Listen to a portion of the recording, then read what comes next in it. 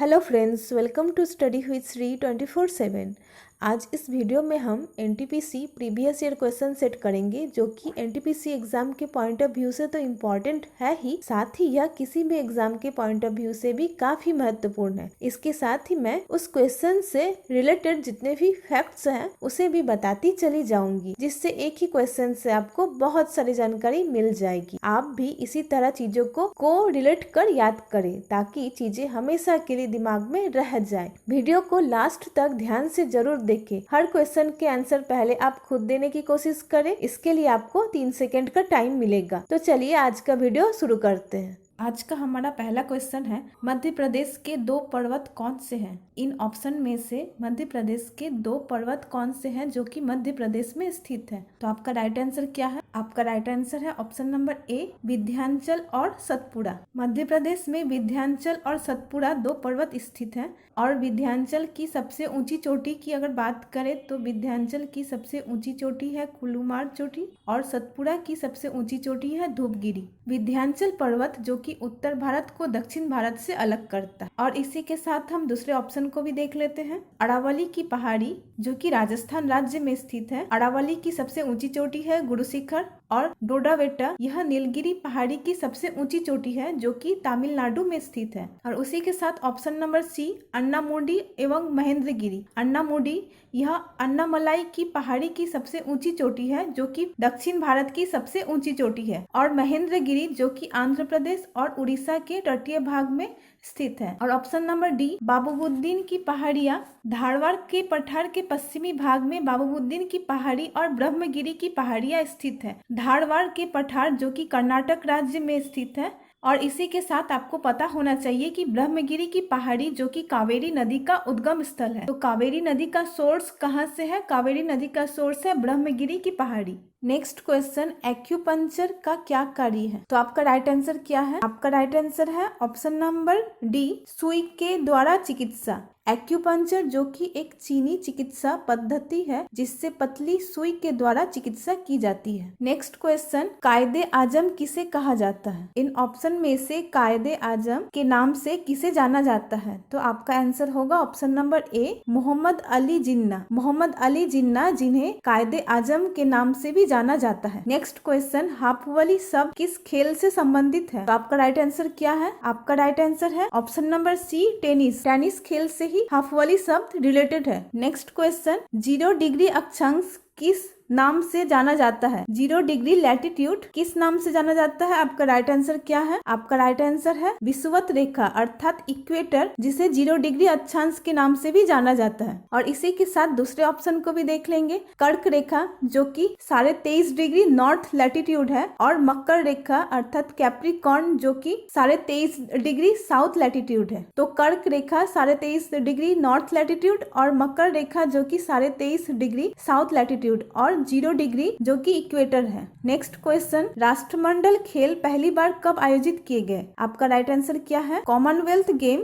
अर्थात राष्ट्रमंडल खेल पहली बार कब आयोजित किए गए? आपका राइट आंसर है ऑप्शन नंबर ए, 1930। 1930 ईस्वी में हैमिल्टन जो कि कनाडा में स्थित है, यहीं पर पहली बार राष्ट्रमंडल खेल आयोजित किए गए। और इसी के साथ आपको पता होना चाहिए कि नेक्स्ट कॉमनवेल्थ गेम कहाँ आयोजित होने वाली है। तो नेक्स्ट कॉमनवेल्थ गेम जो कि 2022 ईस्वी में जो कि बर्मिंघम इंग्लैंड में आयोजित होने वाली है। नेक्स्ट क्वेश्चन, रूस के घास के मैदान को क्या कहा जाता है? What is the grassland of Russia called? तो आपका राइट आंसर होगा option number D, step. Steps जो कि एशिया कॉन्टिनेंट का ग्रासलैंड है। इसी के साथ हम दूसरे ऑप्शन को भी देख लेंगे। डाउन्स जो कि ऑस्ट्रेलिया का ग्रासलैंड है, वेल्ड जो कि साउथ अफ्रीका का ग्रासलैंड है और सवाना यह भी अफ्रीका का ग्रासलैंड है। Next question, India wins freedom शीर्षक पुस्तक के लेखक कौन है? आपका राइट आंसर क्या है? आपका राइट आंसर है option number B, Maulana Abul Kalam Azad. Maulana Abul Kalam Azad जो कि first education minister of independent India. Next question, numismatic क्या है? आपका राइट आंसर क्या है? आपका राइट आंसर है study of coins and metal. Option number B, सिक्कों और धातुओं के अध्ययन को न्यूमिज्मेटिक कहते हैं। नेक्स्ट क्वेश्चन, इंद्रावती राष्ट्रीय बाघ परियोजना किस राज्य में स्थित है? In which state Indravati national tiger project is located? आपका राइट आंसर क्या है? आपका राइट आंसर है ऑप्शन नंबर सी, छत्तीसगढ़। और इसी के साथ आपको पता होना चाहिए कि जिम कॉर्बेट नेशनल पार्क जो कि उत्तराखंड राज्य में है, यह भारत का सबसे ओल्डेस्ट नेशनल पार्क है। और वैली नेशनल पार्क और राजाजी नेशनल पार्क यह भी उत्तराखंड राज्य में है। Valley of flower national park जो कि उत्तराखंड में है और साइलेंट वैली नेशनल पार्क जो कि केरला राज्य में है। नेक्स्ट क्वेश्चन, मदर टेरेसा महिला विश्वविद्यालय कहाँ स्थित है? Where is the Mother Teresa women's university? आपका राइट आंसर क्या है? आपका राइट आंसर है ऑप्शन नंबर डी, कोडाईकनाल जो कि तमिलनाडु में है। यहीं पर मदर टेरेसा महिला विश्वविद्यालय स्थित है। नेक्स्ट क्वेश्चन, निम्नलिखित में से किस नृत्य का उद्भव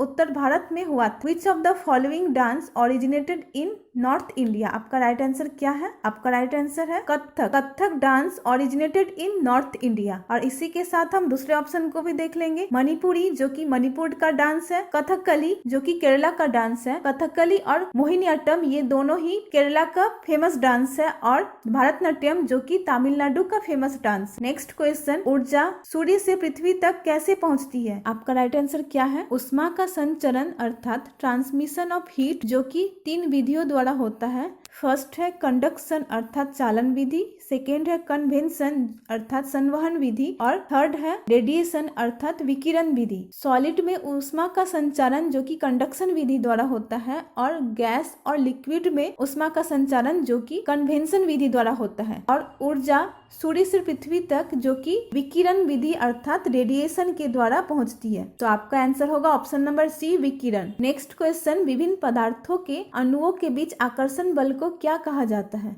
force of attraction between the molecules of different substance is called. आपका राइट आंसर क्या है? आपका राइट आंसर है option number C, adhesive force. Adhesive force दो भिन्न पदार्थों के अणुओं के बीच लगने वाले आकर्षण बल को एडहेसिव फोर्स कहते हैं। इसके विपरीत एक ही पदार्थ के अणुओं के बीच लगने वाले आकर्षण बल को कोहेसिव फोर्स कहते हैं। तो अट्रैक्शन ऑफ डिफरेंट सब्सटेंस तो आपका आंसर होगा एडहेसिव और अट्रैक्शन ऑफ सेम सब्सटेंस तो आपका आंसर होगा कोहेसिव फोर्स। नेक्स्ट क्वेश्चन, निम्नलिखित में से कौन सा युग्म गलत है? आपको बताना है कि इन चारों में से कौन सा पेयर इनकरेक्ट। फर्स्ट है रेडियम जिसके खोजकर्ता है मैरी क्यूरी, यह सही है। पेनिसिलिन जिनके खोजकर्ता है अलेक्जेंडर फ्लेमिंग, यह भी सही है। और एक्स-रे जिसके खोजकर्ता है विलियम रॉन्टगेन, जो कि गलत है। और लास्ट वाला ऑप्शन स्मॉल पॉक्स जिसके खोजकर्ता है एडवर्ड जेनर, यह भी सही है। तो आपका आंसर होगा ऑप्शन नंबर सी जो कि गलत है। एक्स-रे के खोजकर्ता है विलियम रॉन्टगेन। नेक्स्ट क्वेश्चन, 3 ओम और 6 ओम के दो प्रतिरोध समांतर क्रम में जुड़े हुए हैं, उनका समतुल्य प्रतिरोध क्या होगा? तो आपको एक छोटा सा न्यूमेरिकल है, इसका आंसर आपको देना है। तो हम जानते हैं कि समांतर क्रम में जुड़े होने से उनका समतुल्य प्रतिरोध, तो उनका समतुल्य प्रतिरोध 1/R equal 1/R1 plus 1/R2। यहाँ R1 अगर 3 ओम और R2 अगर 6 ओम हो तो 1/R इक्वल क्या होगा? 1/R इक्वल 1/2 होगा, इसलिए R इक्वल 2 ओम आंसर हो गया। तो आपका आंसर होगा ऑप्शन नंबर बी, 2 ओम। नेक्स्ट क्वेश्चन, मुगल शासक का सही कालानुक्रम क्या है? मुगलकालीन शासक के क्रम और उनके युद्धों के बारे में मैंने एक छोटा सा ट्रिक बनाया है, जिससे आप मुगलकालीन शासक और उनके क्रमों ट्रिक के सहारे आसानी से याद रख सकते हैं। तो अभी तक अगर आपने मेरे उस ट्रिक वाले वीडियो को नहीं देखा है तो जल्दी से उस वीडियो को देखें और बस कुछ ही मिनट में आप मुगलकालीन शासक के क्रम और उनके युद्धों को आसानी से याद रख सकते। तो देरी न करते हुए पहले आप उस ट्रिक वाले वीडियो को देखें, फिर इस क्वेश्चन का आंसर दे। तो मुगलकालीन शासकों का सही क्रम क्या है? मुगलकालीन शासकों का सही क्रम है option number B, Babur, Humayun, Akbar, Jahangir और शाहजहां। इन चारों में से कौन सा पेयर इनकरेक्ट है आपको यह बताना है। तो पहला है सुभाष चंद्र बोस जिन्हें नेताजी के नाम से जाना जाता था, यह सही है। और सीमांत गांधी जो कि खान अब्दुल गफर खां को कहा जाता था, यह गलत है। और देशबंधु जो कि CR दास को कहा जाता है, अर्थात CR दास, चित्तरंजन दास को देशबंधु के नाम से जाना जाता है। और दीनबंधु जो कि CF एंड्रूज को दीनबंधु के नाम से जाना जाता है। तो आपका आंसर होगा ऑप्शन नंबर बी, सीमांत गांधी जो कि खान अब्दुल गफर खान को जाना जाता है। और हाँ, अभी तक अगर आपने हमारे चैनल चैनल को सब्सक्राइब नहीं किया है तो हमारे चैनल को जल्दी से सब्सक्राइब करें और बेल आइकन जरूर प्रेस करें ताकि आगे भी आपको ऐसे ही इम्पोर्टेंट वीडियोस मिलती रहे। और वीडियो को ज़्यादा से ज़्यादा शेयर करें, साथ ही कमेंट कर बताएं कि आपको हमारा वीडियो कैसा लगा। नेक्स्ट क्वेश्चन, वायुमंडलीय वायु में ऑक्सीजन का प्रतिशत कितना है? आपका राइट आंसर है ऑप्शन नंबर सी 21%। अर्थ के एटमॉस्फेयर में सबसे अधिक नाइट्रोजन गैस है जिसका परसेंटेज है 78% और उसके बाद है ऑक्सीजन गैस जिसका परसेंटेज है 21%। तो अर्थ के एटमॉस्फेयर में सबसे अधिक नाइट्रोजन गैस है। इसी के साथ अगर आपसे पूछा जाए कि अर्थ क्रस्ट में सबसे अधिक कौन सा एलिमेंट है, तो अर्थ क्रस्ट में सबसे अधिक ऑक्सीजन पाया जाता है। और अर्थ क्रस्ट में सबसे अधिक कौन सा मेटल पाया जाता है अगर पूछा जाए तो आपका आंसर होगा एल्यूमिनियम। नेक्स्ट क्वेश्चन, रूसी क्रांति के जनक कौन थे? आपका राइट आंसर क्या है? आपका राइट आंसर है option number C VL Lenin. VL Lenin जो कि रूसी क्रांति के जनक थे। नेक्स्ट क्वेश्चन, इसरो का फुल फॉर्म क्या है? तो आपका राइट आंसर होगा option number A Indian space research organisation. Indian space research organisation.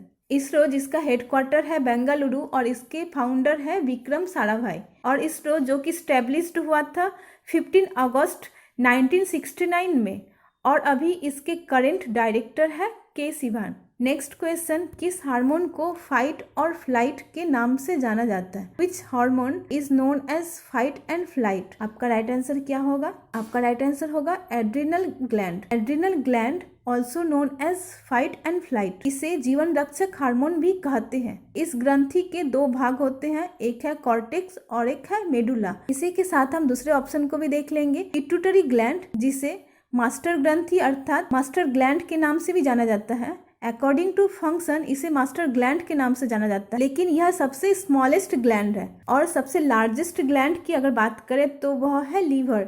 Liver जो कि ह्यूमन बॉडी का सबसे लार्जेस्ट ग्लैंड है और पिट्यूटरी ग्लैंड जो कि ह्यूमन बॉडी का सबसे स्मॉलेस्ट ग्लैंड है, लेकिन पिट्यूटरी ग्लैंड को मास्टर ग्लैंड के नाम से भी जाना जाता है। और एड्रिनल ग्लैंड, पिट्यूटरी ग्लैंड और थायराइड ग्लैंड ये सभी ही एंडोक्रिन ग्लैंड के एग्जाम्पल हैं।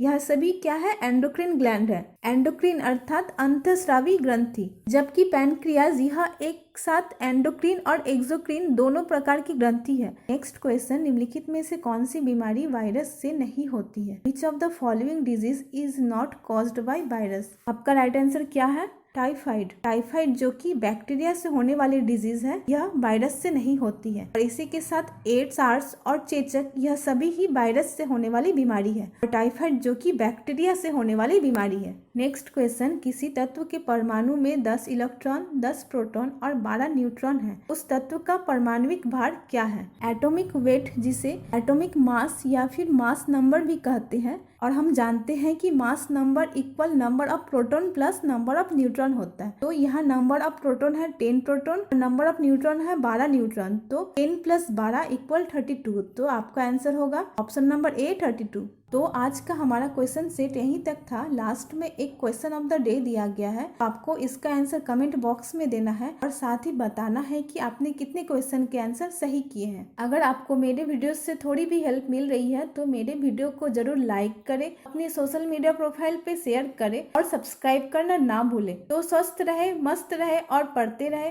Thank you for watching.